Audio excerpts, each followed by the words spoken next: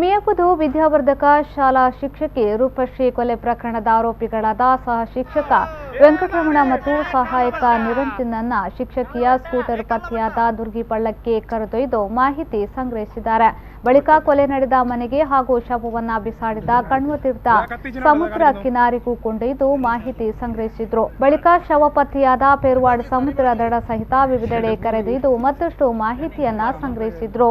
ಆರೋಪಿ ಸಂಚಾರಕ್ಕೆ ಬಳಸಿದ ಕಾರು ಹಾಗೂ ಶಿಕ್ಷಕಿಯ ಸ್ಕೂಟರ್ ಸಂಚರಿಸಿರುವ ಸಿಸಿ ಕ್ಯಾಮೆರಾ ದೃಶ್ಯಾವಳಿಗಳ ಫುಟೇಜ್ ಈಗಾಗಲೇ ಪೊಲೀಸರ ವಶದಲ್ಲಿದ್ದು, ಈ ಬಗ್ಗೆಯೂ ಹೆಚ್ಚಿನ ಮಾಹಿತಿಯನ್ನ ಸಂಗ್ರಹಿಸಿದ್ದಾರೆ. ಪತ್ತೆ ಹಚ್ಚಲು ಬಾಕಿ ಇರುವ ಶಿಕ್ಷಕಿಯ ಮತ್ತೊಂದು ಮೊಬೈಲ್ನ ಬಗ್ಗೆಯೂ ಮಾಹಿತಿ ಲಭ್ಯವಾಗಬೇಕಾಗಿದೆ.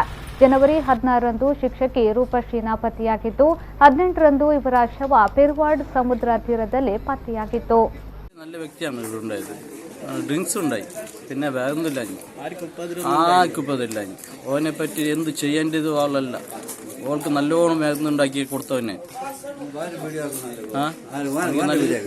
നല്ലോണം ഇതാക്കിയോ. ഇസ്മായിൽ നല്ലോണം ഫാമിലി നോക്കിയ ആളാണ്. കള്ളുടിക്കുന്നു. കള്ളുടിക്കാത്തതില്ല. കള്ളുടിക്കാതെ എത്ര ആൾ കള്ളുടിക്കുന്നു. ഇല്ല ഓനെ കൊല്ലേണ്ട ആവശ്യം എന്തുണ്ടായി ഓൾക്ക്? അതാണ് നമുക്ക് തെളിവ് വേണ്ടത്. ഈ കൊന്നലിക്ക് ശക്തമായിട്ട് നടപടിയെടുക്കണം ഡിപ്പാർട്ട്മെന്റിൽ നിന്ന്.